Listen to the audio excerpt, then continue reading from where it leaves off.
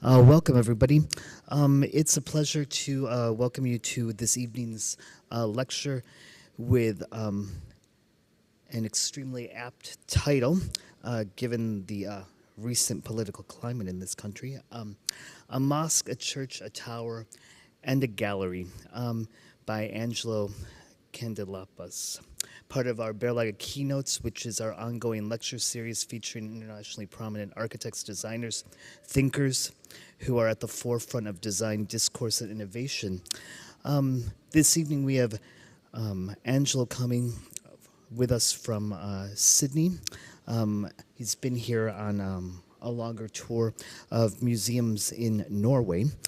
He is obviously an award-winning architect, like many architects, and a fellow of the Australian Institute of Architects. Within a year of establishing his own practice in 1994, he won an international competition for housing in Plymouth.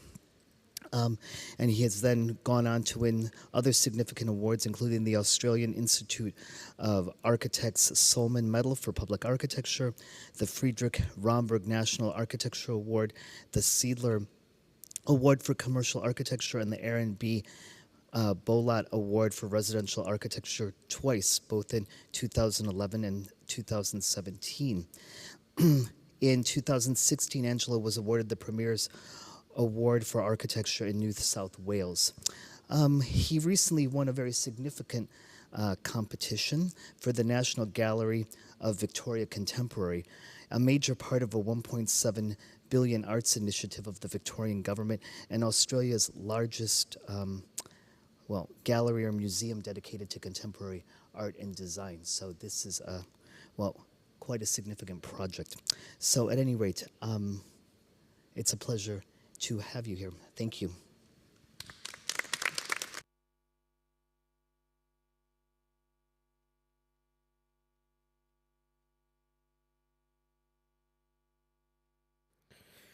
Now, thank you very much for that nice introduction. I don't want to make too much of a point of it, but all those awards seem to multiply.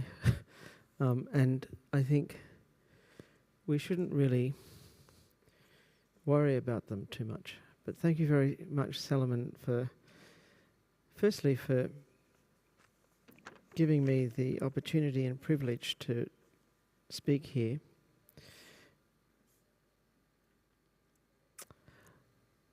I have to say I had a prepared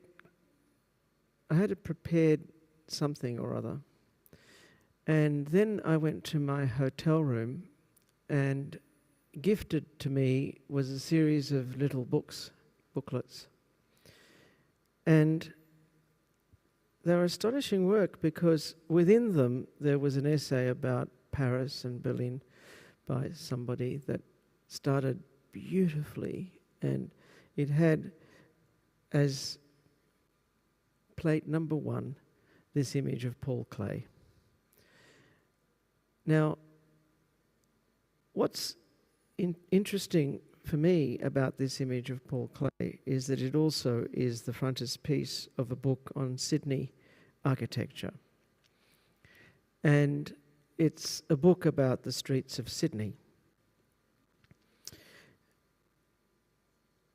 Paul Klee gave this to Walter Benjamin, who is someone that we probably all know through his essays about mechanization and art. But it talks about a kind of angel going into the future backward with the kind of pressures of the past, which is a beautiful way of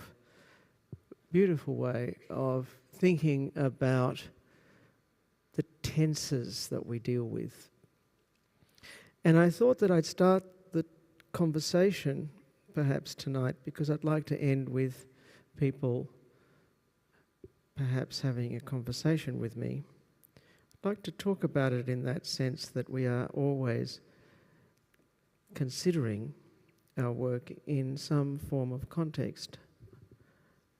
I also went to the cathedral here today and saw how many years it took to make a building. And then I wondered, is it a building at all, or is it something else? When you think about how it is affected and affecting the city in the way that it does.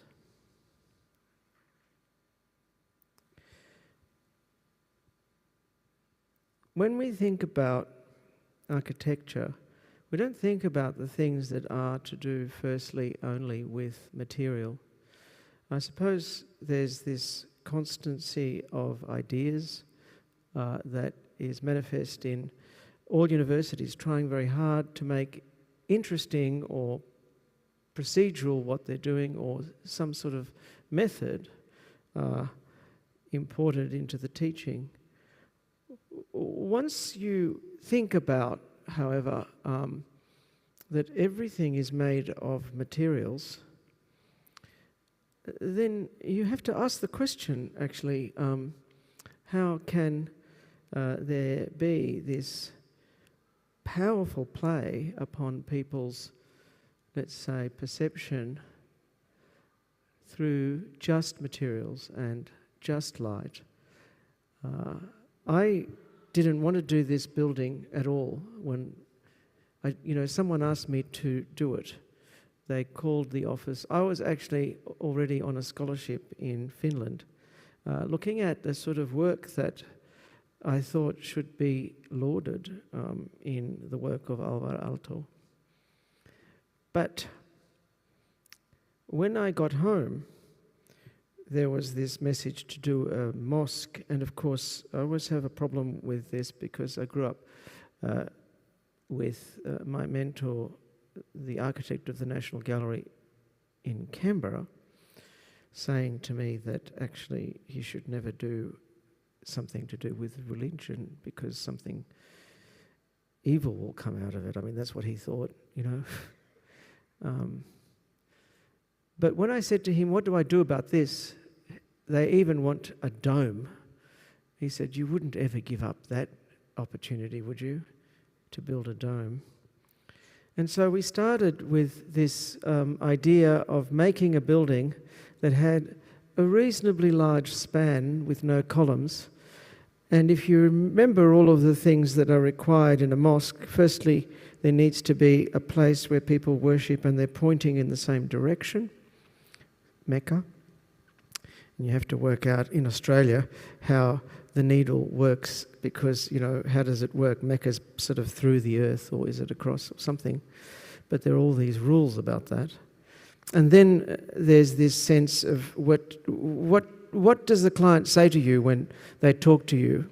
Another interesting little book that I was given this afternoon was one about economics, which I thought was fascinating because it talked firstly about the value of the most expensive unit on earth, 235 million American dollars, which I thought was a very strange thing.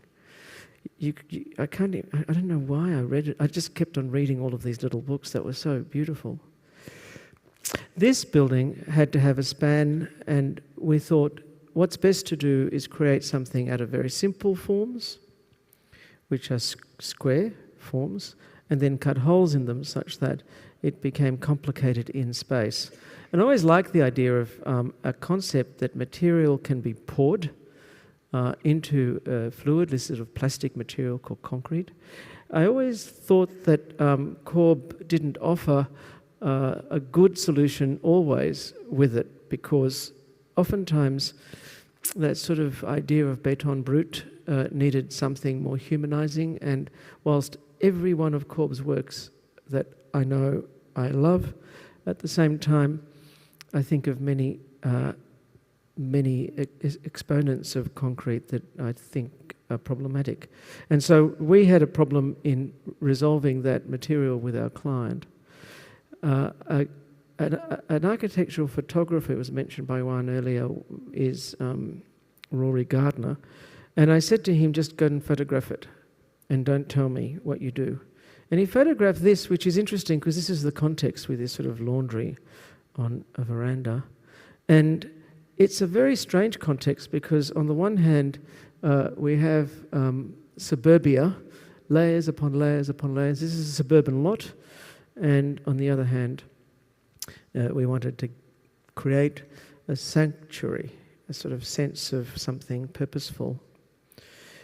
They have this requirement to clean hands and feet up to the elbows as part of the Quran. And then they walk into the space like this. This is exactly how you walk into the space. Someone donated marble, someone donated concrete, someone donated timber, and the building was built. But at the same time, worship in it was always known to me to be something of an individual pursuit, and oftentimes there's just this one person in there.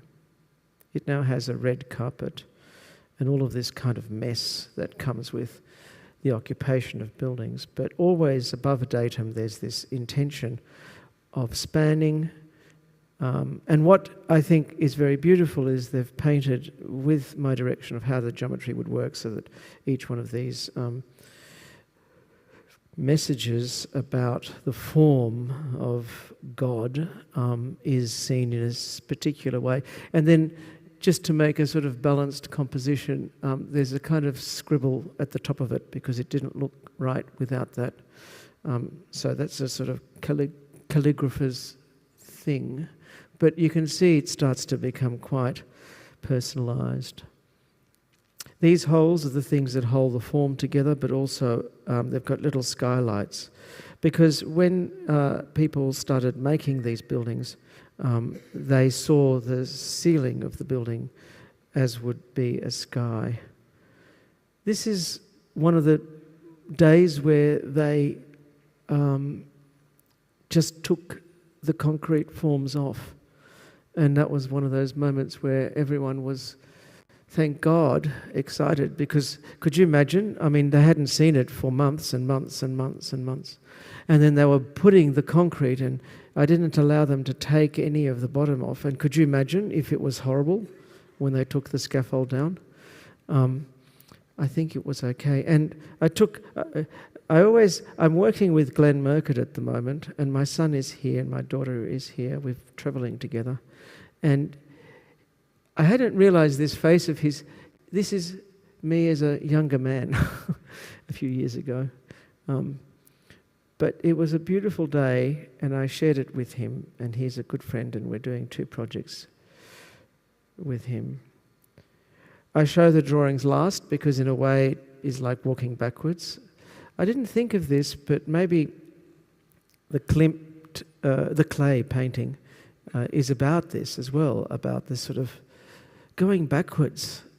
Or maybe T.S. Eliot, he has this beautiful essay called Tradition and the Individual Talent. When I teach, I always make my students read it. It's such a beautiful essay about how we change the past with what we do. I'll take these. This is just indicating to you a certain process that requires drawing. I think lectures like this cause for us to reflect on how we work. And drawing is a very interesting proposition for me because everyone thinks that I work through drawings, and I don't really. I have always, in a way, a picture of the building as it will be, and what are the aspirations of the building as they will be. And I imagine that the top of the building was made of stone, black stone, not this material that you see now, which is the timber in the dome. The problem with that is that it was very expensive. This is why the whole thing is like this.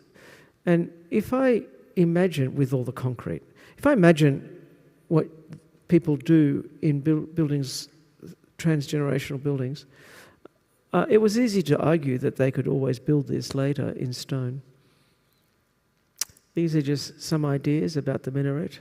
These are some ideas on how to create a balustrade, which looks actually like the outside of the plan of the building of the minaret.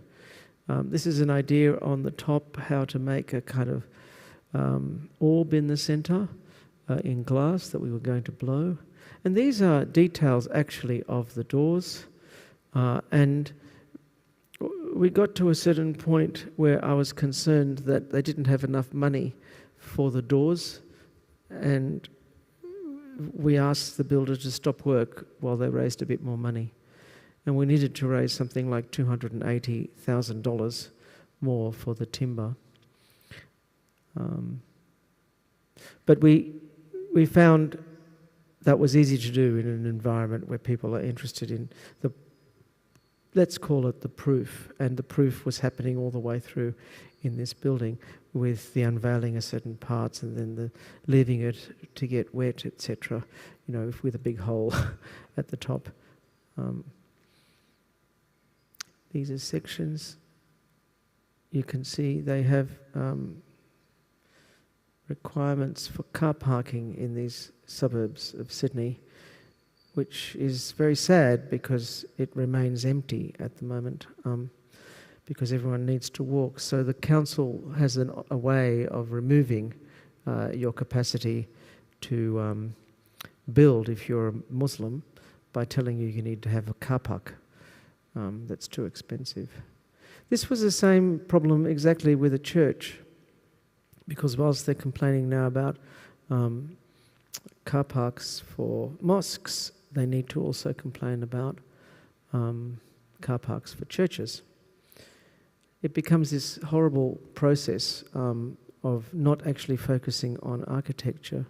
This is about housing and church. Housing, because it becomes respite for people who are the subject of domestic violence.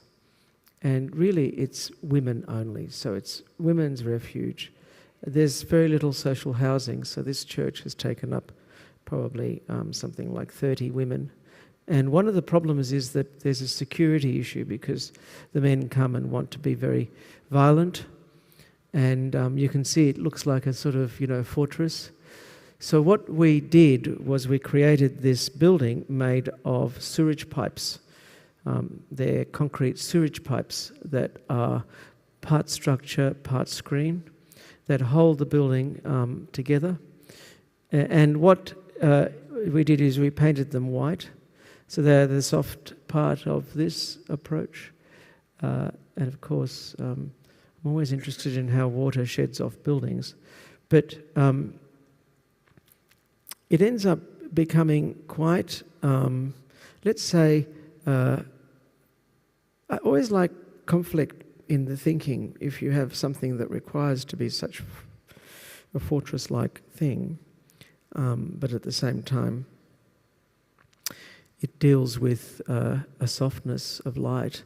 I love how light can, particularly in Sydney, become this kind of diffuse thing around curvature of surfaces. And I do think it's important for us to know the difference between shade and shadow, which is something that we forget. So either side of these walls is actually the accommodation in the plan for where people live, and the light has to come in through a 5-metre wall thickness. So there needed to be a number of ways of dealing with that. This was also something very interesting. I come from a religion where you come in and there's a pronaos, I don't know what it's called in English, but that sort of vestibule where people come in and light a candle. They have, in this Protestant church, a different way of seeing that. They don't light candles or anything, but they have this threshold. And so I thought it would be a very beautiful thing to create sections that, in an indirect way, allowed light to come in the same indirect way that I see there's an indirect connection to ancient scripts in these new churches. And this is outside. It's a kind of bunker in a way, but also very beautifully made in a crafted way. The builder of this was the community, so they just got people who couldn't put two sticks together to build this. So I had to find a way to train them, and it was a project that was lasting a very long time. Again, the drawings and the ideas started with this concrete work, which was not accepted by the clients. And we spent a lot of time arguing about doing concrete work like this, and then they just didn't allow me in the end. These are my plans that show the early concrete walls, and these are my plans of the accommodation showing the new concrete walls starting to emerge, where 4 or 5 columns, and how to make light to come through between the street and light and the centre, and how to get the detail is a very important thing in what we do as architects, I think. I get to doors at a level which are one-to-one detail.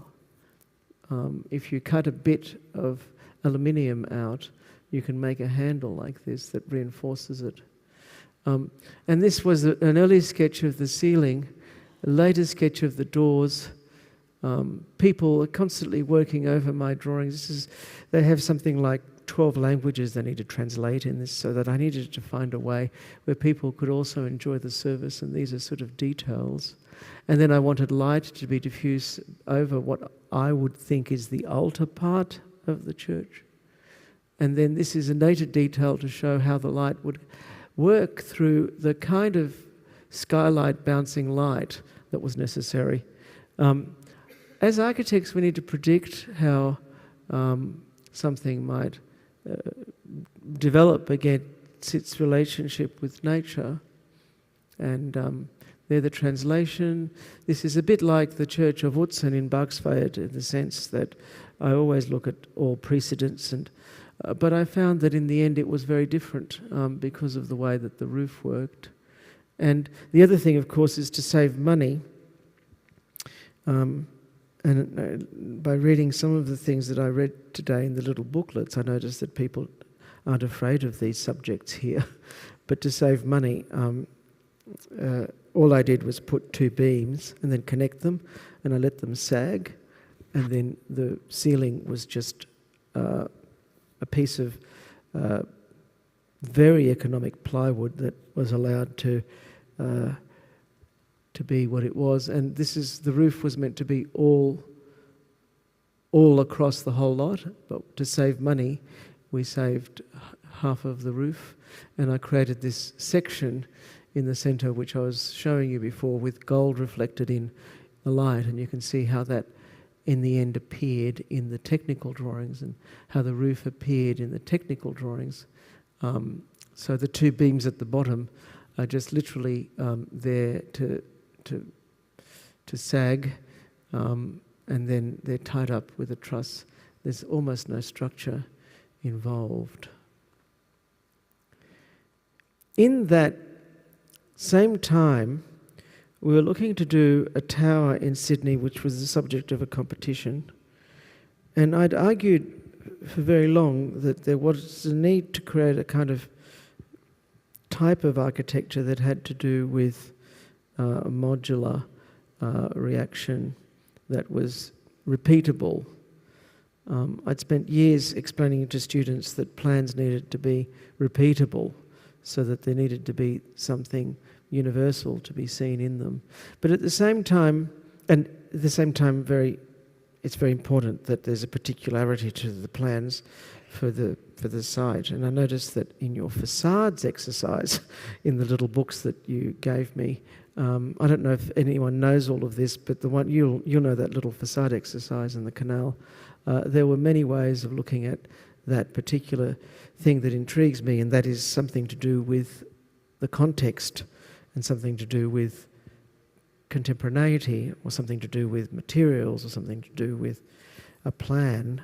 But it is interesting how a facade can be something that is of itself an interesting study, or worthy of studying.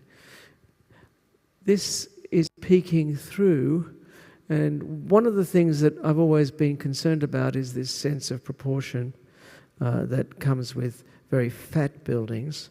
Now, this building is 3 times as fat as this, but we tried very hard to create something that allows for it to be appearing from between the streets as something much slimmer, and that causes me great delight. And again, we had learnt from the mosque, we used steel forms, and this was all poured in situ. It had to develop a way of existing within very complex, let's call them fiscal requirements. We needed to build this building for something like $7,000 a square metre, and it needed to sell for something like $30,000 a square metre. And it wasn't entirely successful because it cost a little bit more. And the reason for that was not because of this, it was because it was cantilevering over a heritage item, which is this item here. And you can see the building in the back cantilevering over the top. But it was financially successful in the end, and it became a hotel, a commercial building. We refurbished the heritage item on the site, which is next door to it, and it becomes this thing that is quite at once singular, but it looks very familiar in the site because all of the buildings have these arches. We've taken the view that we might do them slightly differently, but again, the importance of reflecting that repetitiveness in the plan outward into the facade is critical to me, so that you can always imagine that there's something simple about its complexity. These are the parts against the old building. One of the benefits of having budgets is that you can make the building rather raw, in a sense, and not have to justify it in a kind of way. But we always enjoy that that we create only those things that are what in that moment are considered essential. And you can see we've kept ceilings and really kept the building as it is. Haven't even delivered a cornice, but people are occupying it. And the hotel is this place which is sort of inverted bay windows that allows for us to... I had this idea that it was something to do with the eye that caused bees to have octagonal or hexagonal homes. And I thought actually what we do as humans should more often recognise the shape of our instruments. And this was something that started my preoccupation with these ideas that has something to do with moving toward curvatures, moving toward these things that I think people always enjoy. And sometimes in history we can see that they are forced, like these arches in buildings, but oftentimes people are able to recognise in themselves that they enjoy being against these things. And that sense of that moment of usefulness carried in the moment of what people like to think is beautiful, is important. I always think that perhaps you can have something useful and it can be beautiful, but you can't have something beautiful if it's not useful. This was presented to the competition, as were these sketches that just keep on going. There were so many sketches. All I do is draw. This was the way to make the cantilever work at one point. And then all I do is draw and constantly draw. This is a detail of how to make the curvature, and this is a drawing of how to make it. It ended up being in aluminium that was anodized. This was another idea, how to make the edges of the curves. And this was a sketch that came late that I just kept on drawing until I realized that there's a little question mark there, that if this is 1-to-1, and all of those arches that come into a moment at the end, if the light came across in the afternoon at about 7, because we have light till 7 in the summer, it needed to stop to make it sharp. And if you notice, it looks very sharp in the photographs, but even sharper in real life. And these were just plan ideas of how to do parts of the building. You probably might recognise this part of the cantilever that just touches the old building that was in one of the photos. And this is just helping you understand my process, which is just working drawings in my office, trying not to think. I mean, Solomon was at a university lecture at University of Technology in Sydney. Not university, all the tutors were talking about what they had asked the students to do. And I did this heresy, if you remember, Solomon, and I said, the first thing I asked my students to do is just draw something without thinking. And boy, did I hear it. Sometimes I think it's important to not be so conscious about our work.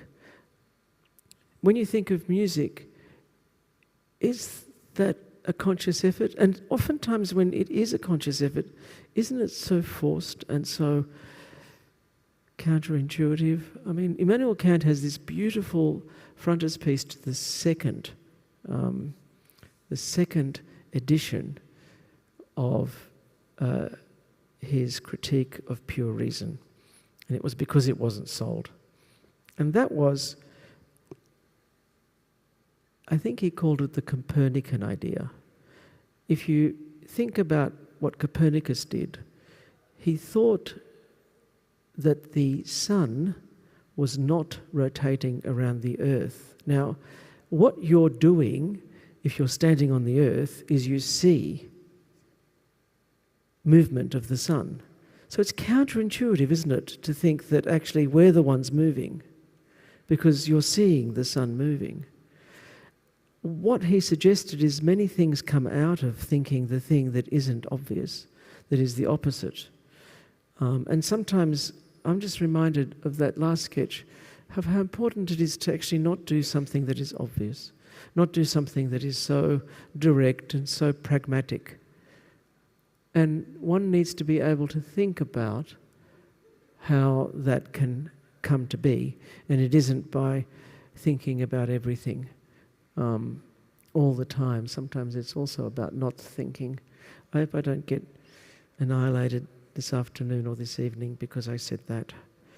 But you can see the plan has become this wondrous thing that looks a bit like, it just keeps on going.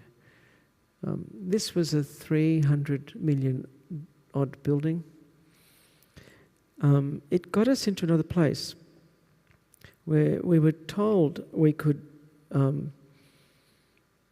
be shortlisted for this competition. Now, this was the biggest competition in Australia in a long time. It's the largest cultural building in terms of budget ever in Australia. So it's about $800 or $900 million. And of course, when I first thought about it, I thought, I'm not going to even enter. It had stages and stages and stages. They first shortlisted 30, then they shortlisted out of hundreds, then they shortlisted 11, then they shortlisted 8, then they shortlisted 4, then they shortlisted 2. It was like, I think Torquemada and the Spanish Inquisition would be more polite. You know, it was horrible in that sense. But I got a call. I was in a COVID queue waiting for testing one Christmas, and in Sydney it was grueling, so I was there for 7 hours that day waiting to test, and it felt like 1 minute because that's when I got the call. It's changed my life. We did these models as part of the competition, and it's changed my life because I've had to open up an office in Melbourne, and I have to look very carefully at things associated with galleries, and I reflect on how interested I am in art, that I'm going to galleries, and instead of actually looking at the building, I find it's so much more interesting to look at the art. You know, if I go to, I mean, it's silly, you go to Reich, how can you not look at, I mean, it's ridiculous to not look at Rembrandt. I mean, the building is not that good compared to the pictures. And so I have a lot of pictures of pictures. And one of the things that's very nice is that I've encouraged my client to look at buildings as we do pictures. These are very early renderings, and they're terrible because as soon as you win a competition in Australia, you know what they do? They say, oh, you have this thing called the omphalos. We call it the omphalos. What is it? And actually, you know what I'd like you to do is I'd like you to not show it because we might not build that. So you win the competition, and they say, we might not build that. So, and I said, what does that mean? I mean, we just spent all this time. We spent something like 4,000 hours of labour on the competition. 4,000 hours. It's ridiculous. When you think, all paid. And so this bureaucrat said, oh, the minister had a problem with it, you know, that sort of thing. And we might actually need you to talk to him, and it might need to be square, which I think is a very interesting comment day one. But anyway, it's still a bit like this. They also don't let me show you anything other than what has been published in the world. And I think it's interesting because what has happened as a consequence of this is I've come to realise that the stakeholders and the discussions that you have with clients actually inform the project and give you more resolve. And there's no point in arguing with kings and queens. I don't want to be like Galileo, you know, I don't want to sort of say, yes, you're right, but I also don't want to be so antagonistic. So what I prefer is to persuade people based upon merit, and we have a rather beautiful, let's call it conversation every day with these clients about how we can get certain things encouraged. And it's a significant project for our clients because there can be said to be an anxiety about it being very good. And that's always a problem for architects, you know, when everyone is trying hard to make it better. And in a way, it's not this project. A lot of projects do this. Not this project. We've managed very well not to have this. But when I always say, you know, I have a client holding the back of my pen, you know how hard it is to draw with someone holding the back of your pen, because they can't draw with a pen. They have to draw. They have to hold it. I always think the role of architects is to understand how to persuade people or encourage them to give you to entrust things in you, so that they don't look at everything and not need to, in a sense.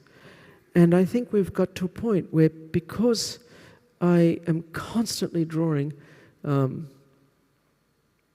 these were drawings in the competition. I'm constantly drawing thousands of drawings in pencil, thousands of ways to make things work, looking at how to start, how to make something. I think it's important to be let's call it, the most enthusiastic person in the room. This is how to make windows above arches. These are all aspects of drawing. An architect in Sydney said to me, do you rule the drawings? And I said, of course I do. This is what we call the omphalos. It's now in concrete. That was something I was able to persuade them to do. I didn't feel comfortable during the competition to be talking about these things because we needed to also submit a quantity surveyor's report that we'd commissioned on what the cost of it would be. And I was very uncomfortable in, I think 12 weeks to be able to create enough sense of what we would be doing to say, yes, we can make it out of concrete. But now we know we can. We've opened up a quarry for the stone on the outside of the building, because one of the requirements, and I think it's a very good one, that the government has of us is that we must use local materials. And that helps in an environmental pursuit. I said in the competition that the environment will be saved by philosophers.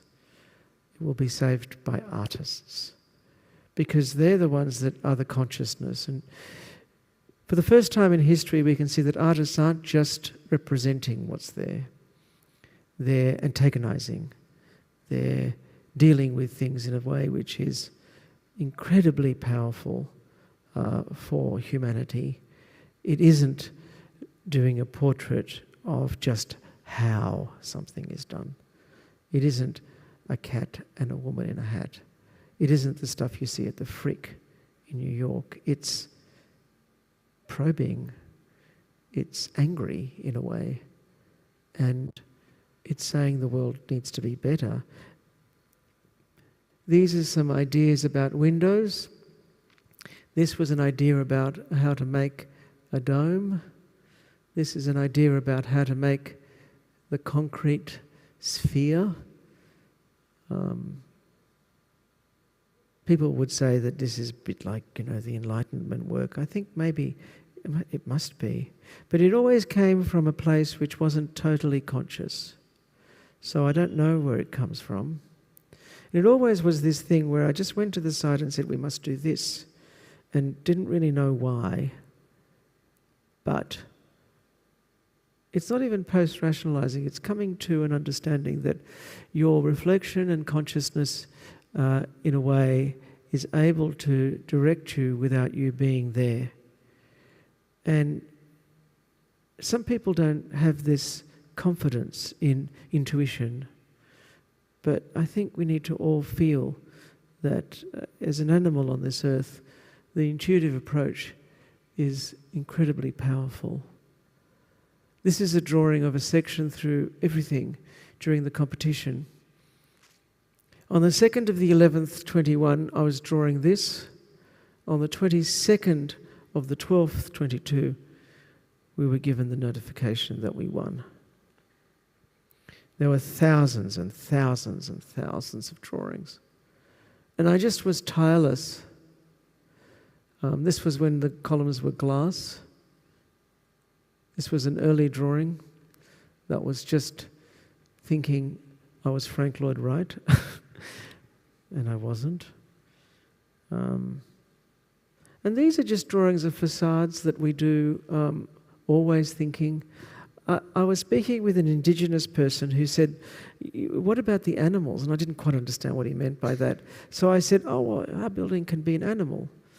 And so I then started thinking of the building as an animal, not in the sense that Alvaro Siza does these pictures of. Sometimes you see I love Caesar's work, but what I find difficult to understand is sometimes he has a nose and that sort of thing at the school. I'm thinking, why did he do that?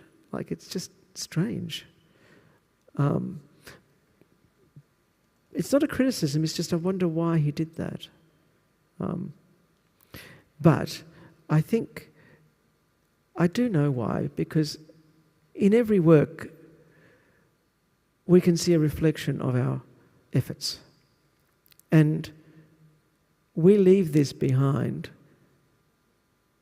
for lots of people to enjoy, those that are yet unborn, particularly public buildings. And we have to ask ourselves, hopefully they will forget our name. I mean, don't you hate name buildings? Isn't it better to not know the name? And if you do know the name, isn't it bad? Isn't it better to just say, that building is something that I enjoy? Sometimes I find that interesting, because there's an expectation with some architects that the building will be either good or bad or something. But isn't it better when you go and you don't know the name? Like at the Pantheon, we kind of know the name, but we don't. Or in Santorini, all that vernacular architecture. Anyway, these were the competition drawings of plans of entry. One of the things that I thought was interesting was always trying to create square rooms. I think that's really strange to say, but I always like to have square rooms. I don't like to have rooms that are a bit funny. And I've been to a couple of galleries recently where they weren't okay. They weren't okay for me. They were plan rooms like this. And my director said, that picture, so it had this and this on the ceiling, that picture is higher on the corner. I said, no, it's not. The room has distorted the way we have been able to see the picture, which is very bad, actually, because always you've got to think, what was the artist's intention if you're in a gallery? I think that's more important than doing this thing which architects like sometimes to do, and that is to force themselves onto an experience where I think it's better to just allow people to be a little bit more in awe, have less doubt. These are beautiful drawings by Tim in our office. You can start to see how we can create work that is both repetitive and intriguing. Maybe I'll end up finishing my career on this project because it's just so complicated. What I'll do is I'll share with you one report. This is the first design report. And this is what we had to... This is competitor's proposal, design vision, experiential design, functional summary, sustainability. There were 7 reports per stage, and this is one of them, and this is the first report. And we had done this beautiful model that was me in COVID, sitting around unshaved.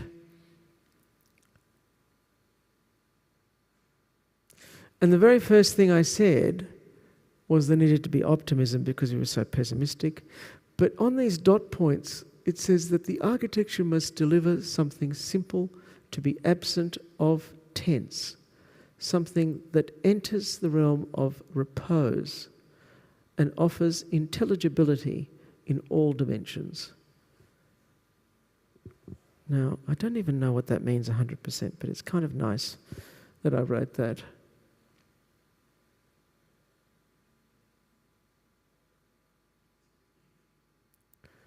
I'll just read the last point. It is our role, if we are to design an art gallery, to deliver it with the most wise precision in service of its own cause. I really like precise work.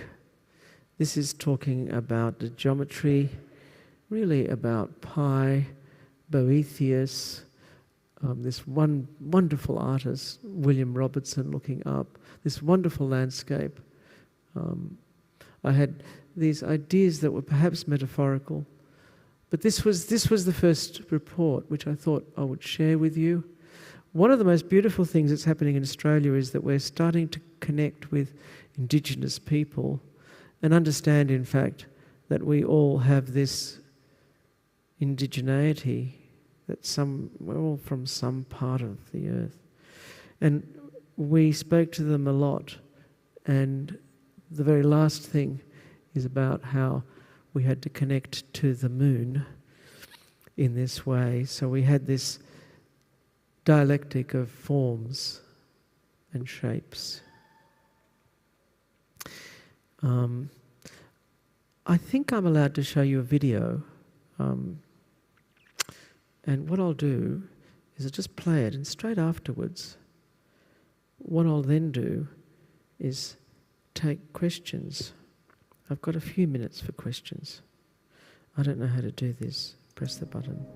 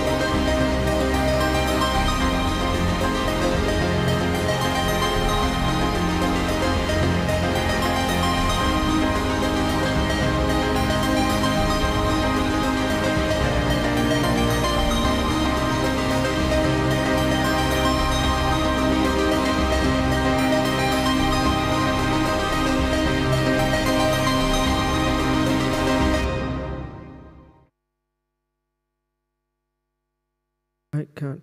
Thank you very much. I'm happy to answer questions or. I'm sure there are questions. Shall we start with you? Thank you very much for your very interesting speech tonight. I really appreciated it. And I was quite interested in the juxtaposition between your, I guess, religious architecture and non-religious body of work. And I was super curious on what sort of significance you place on the separation between the two. Do you see the two as interrelated, or, I think.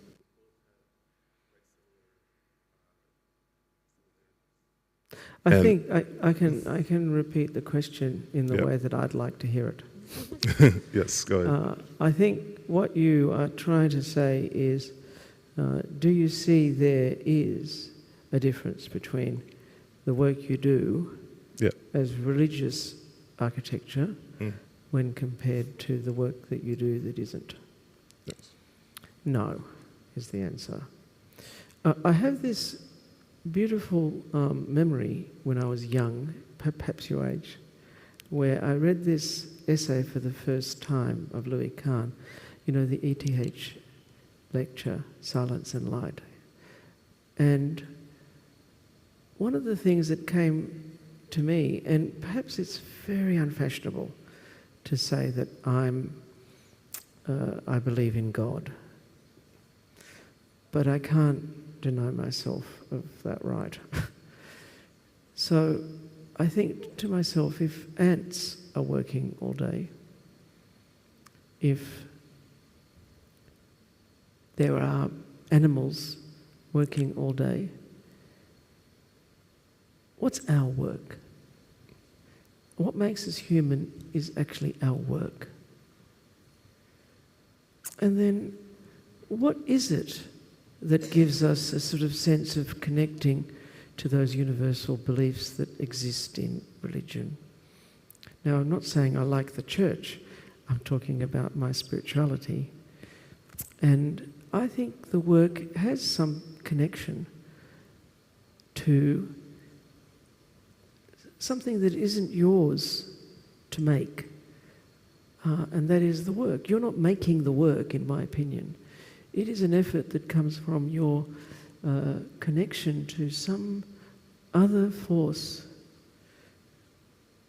People used to call it a gift or a talent or something, but you work hard at this thing that they used to call a gift and a talent because you believe in the work.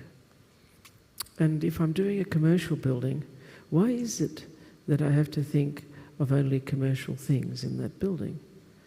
There is no difference to the human condition in its ability to enjoy the work and to experience the work equally, whether it's a religious building or a commercial tower. I don't believe in this thing. But it's not very fashionable for me to say that, so I'm sorry if I've offended anyone, but it is something that I can't stop working, and I don't know why. Yes. Thank you. It's just a force inside me. Is there another question? Yes. Thank you for this wonderful lecture. Even though we saw a great amount of beautiful detailed drawings and hand drawings, you also mentioned that when you start a project, you shortly after imagine or aspire how it will be. What are the elements that you seek for and constitute an inhabitable building for you? Not the drawing. Can I just indulge me for 2 seconds? Mm-hmm. I'm walking on a path that is white pebbles, and actually it's morning, so there's wetness.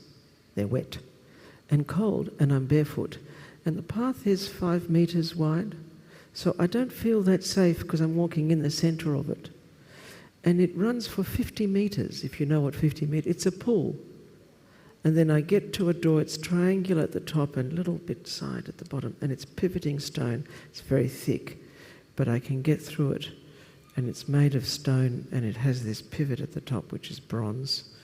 It's breaking away because of the nature of the geometry. And I walk into the room that I'm imagining, and it is lined with purple velvet, the sort of purple that you get from Byzantium, and it's very thick, and it goes up 10 meters diameter, 10 meters, and it becomes a dome, and it's all stitched beautifully with red. And on the top, because it's 10 meters, it only has an oculus with totally transparent glass with a seamless bronze trim. And the light's coming in and hitting the velvet right at the edge of where it changes from being a dome to a vertical surface. And you can see that that line is not perfect everywhere. Draw it. You can't draw that. Mm-hmm.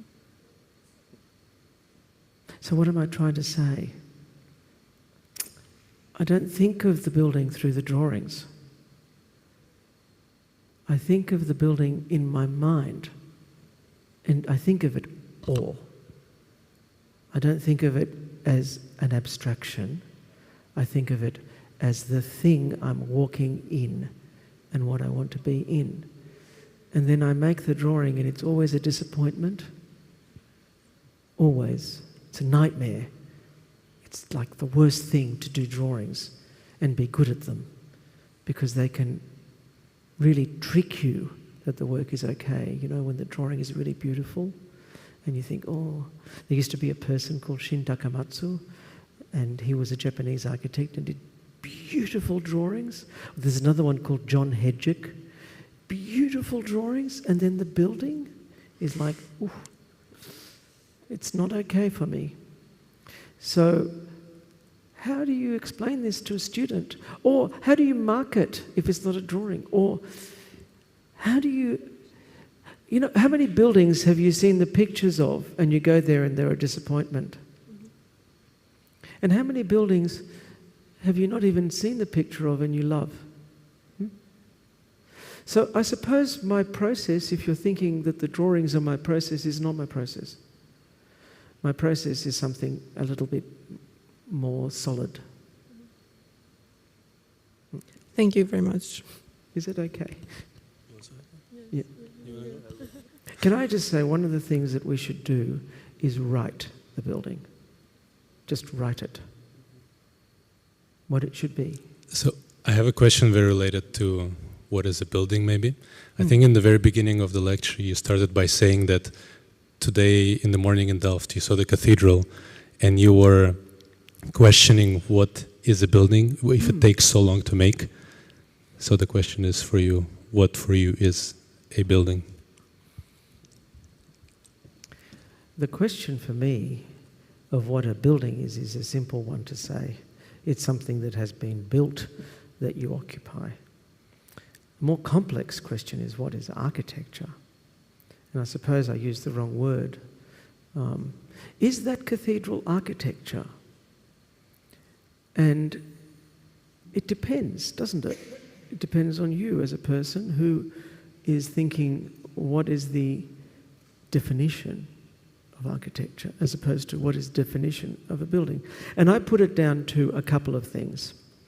I go right backwards to art, because we are different from animals and nature, because nature can't make what we can do. And so what can we do that makes us, let's call it special? We can create jewelry, or we can create things that are not useful, or not, that are just decorative. And in a way, art has to be the beginning of what you think about as the difference between a building and architecture. If you have a drawing, is it art? Always? Maybe it is. The indigenous people in Australia say everyone is an artist. And I think maybe for some people it is true. But this is not for tonight. I think it's a very complicated discussion. And why I raise it is because how many of us in Sydney go and see the Opera House, which is a major building? Okay? Not once was the word Opera House in our course. Once, not once. You didn't go to see it and you weren't permitted in a way because it was something that was dangerous or indecipherable or not to be repeated or something. And it might be that the cathedral is a bit the same as well. But there are always lessons to be learnt from these buildings. I suppose my answer to that is that if there is something that is giving us a lesson of how to be, a lesson of how to have no doubt in our humanity, you know, that sort of thing. And a cathedral is aiming at that. I think it's architecture. I think it's a good building. I think it's a good building, that cathedral. It's really good, actually. I have students as well, and I love teaching.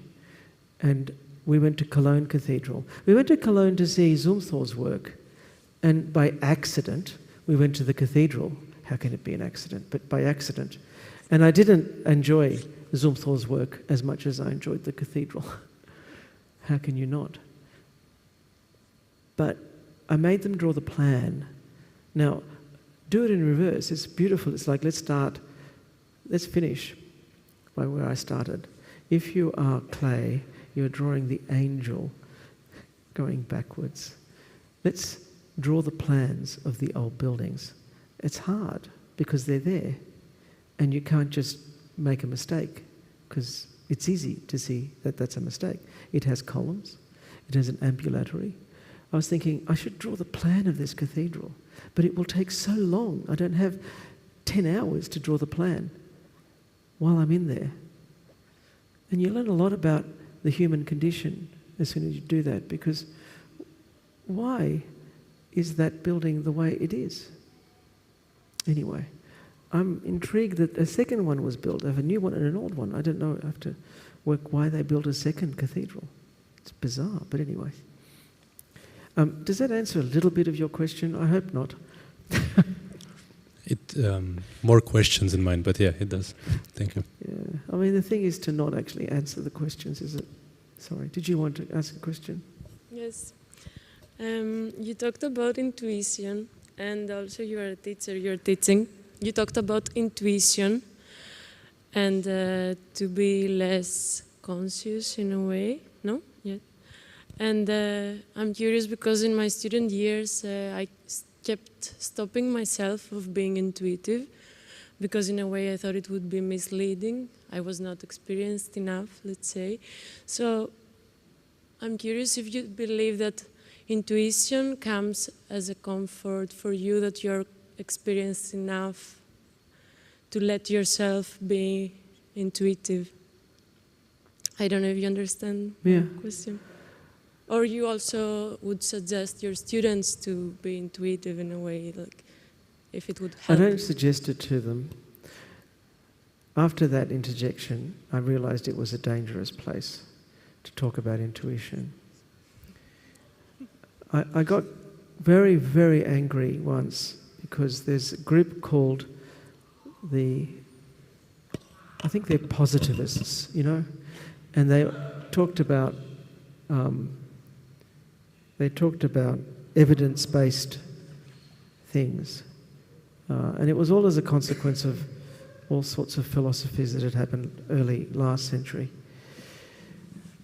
And I may be overreacting. I don't think intuition is the thing that works alone to make good work. I just think that the absence of it is a pity. And some great work you can tell is incredibly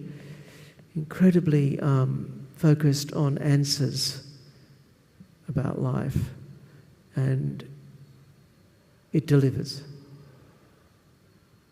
But my work, the work that I like to see, does more. It offers those answers which are beautiful about the finitude of what we do, the finite nature of dimensions, the finite nature of things, but then when they're offered, they have this subtlety, indescribable precision, and they move you. Have you ever been moved by great music where you want to cry? Well, why can't architecture do this? Not everyone can deliver this. But there are some people who are able to do that, and they shouldn't be forbidden from doing it because many people can't. And many things that are in existence around the structures of how we learn, the structures of how we behave, the laws, they are there to moderate everything and make it okay. But sometimes they disallow it going into poetry or something different. And my quest in life has been trying to sort of avoid that. And when I was at university, I would do terribly badly because of it. Because I would not understand why I wasn't allowed to do the thing I loved to do. We had Michael Graves. Do you know Michael Graves? Everyone did this thing with Michael Graves and Robert Venturi and Rauch and all of this stuff. And I hated it. I didn't know why. I just thought it wasn't actually, the intellectualism wasn't there. I prefer to read proper philosophers, Hegel, Schopenhauer. Why would you read Venturi Rauch when you had Immanuel Kant? Like, I'm sorry, it's like I'm not reading the same level of intellectual rigor. And why is it that I should prohibit myself from doing that? Why is it that I have to say to the university people that today I'm not going to listen to Colin Rowe alone? It's not that smart compared to, I don't know, a piece of Beethoven's music, something different. And Hegel was conceited enough to think that he was the end of that philosophy of all of Western civilization. But he did give us a lot of things to reflect on that were not just intuitive, that were examining the world. And I think we should, as architects, do more of this. The best architecture is the selfless one. It's not the one talking about what you want to do in your expression.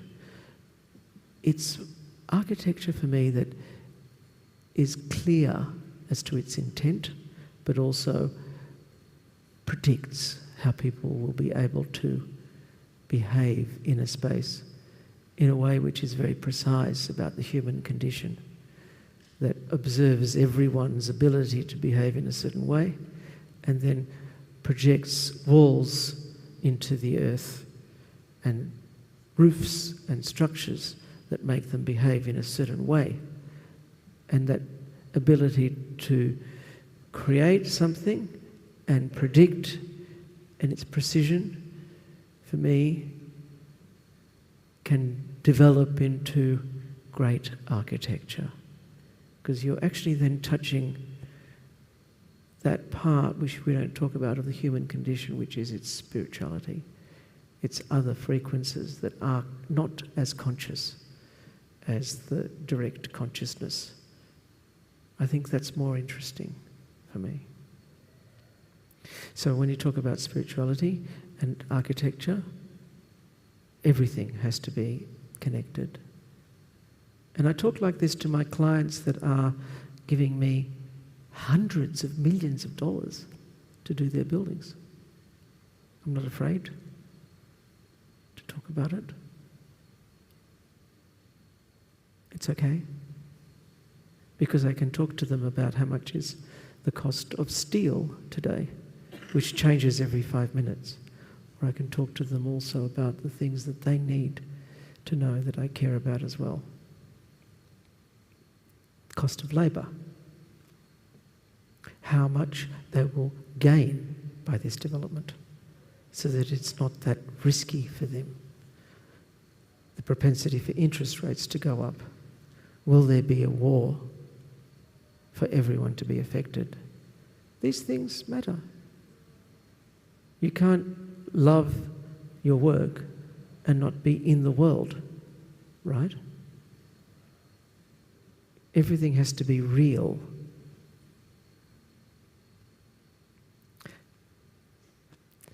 One more question and then we go. Hi, thank you for all the wonderful talks. And then maybe my question is a bit more specific. To be very blunt, I find it a bit weird that you end with that video of renderings, because I think what you have been talking about, especially with also your presentation of drawings, and what you were describing with the entry of a space, those were really beautiful. And I think with your drawings and with your description, you're trying to, in a way, share with us what you envision, what you imagine in a space that touched you and you think could touch us as well. However, to be really honest, that rendering video doesn't touch me nearly as much. And I personally really enjoy doing renderings and really enjoy doing plans and sections as a way to formalize my imagination. Like, I enjoy doing it in the process. But sometimes it's almost like when a building is built, or when a model is made, or when a render is done, like what you said about drawing, it becomes disappointing. And maybe for the drawing, it's less so because it almost carries within itself its own abstraction.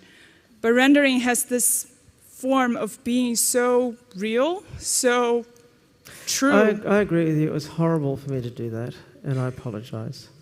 And sometimes it's good to know that we're not all perfect. And if I don't get a good mark today, I accept that. My problem always is that I don't know what to do. And last minute, literally 2 seconds before, I put it there. And as it was going through, I was thinking exactly what you're thinking. Why did I do that? But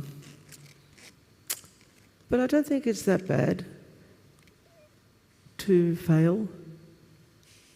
It's just a group of students looking at a silly presentation by a person from the other side of the earth that you probably never see again. So it's kind of okay to fail. And my gesture now is to say to you that taking that risk sometimes works and sometimes doesn't. But I don't have a regret about it, if that's what you mean. I like that we can discuss it, and I like that I've learned something about myself because you've raised it. And I think it's important for us to then say, okay, well, I had my doubt, and now I will never do it again. Really, my follow-up question was going to be if you were to direct it, because I felt like it probably wasn't from a lot of your personal idea or imagination. How would you do it otherwise?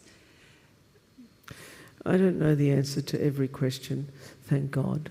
And I don't know the answer to that one. But Okay. I don't think, if I had to do it otherwise, and I would be in this studio again with people and an orange stair and windows and a beautiful place where everyone can work and make concrete and things. If I came back another time, I would do it very differently, because now I see the place. It speaks to me in a different way. And one of the things that I was really anxious about is I didn't think that I should indulge myself and take the gifts that someone gave me back unopened. So I quickly tried to open them, and I quickly tried to read them all, and then I quickly realized I wasn't prepared. Because the truth of it is that what education you're getting here, if that is a reflection of your education, I think it is you're getting an education which is different to the one that I know exists in Australia.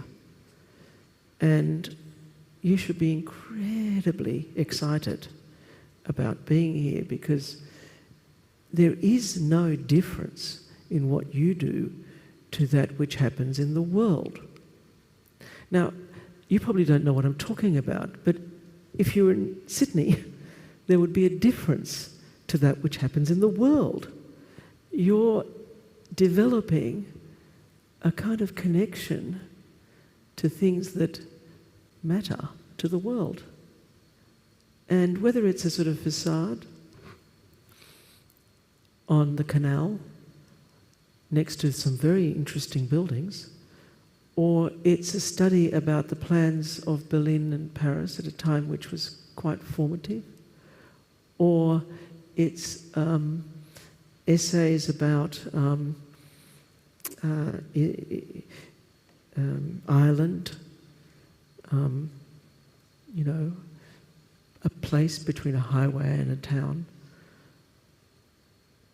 I think this is what I do. So I would, if I was doing this lecture again, it would be completely different. But I would probably focus only on my drawings and not have any images in a sense, but have more words about what it is that I do in a way which was both statistical and spiritual. Anyway. Thank you. Thank you.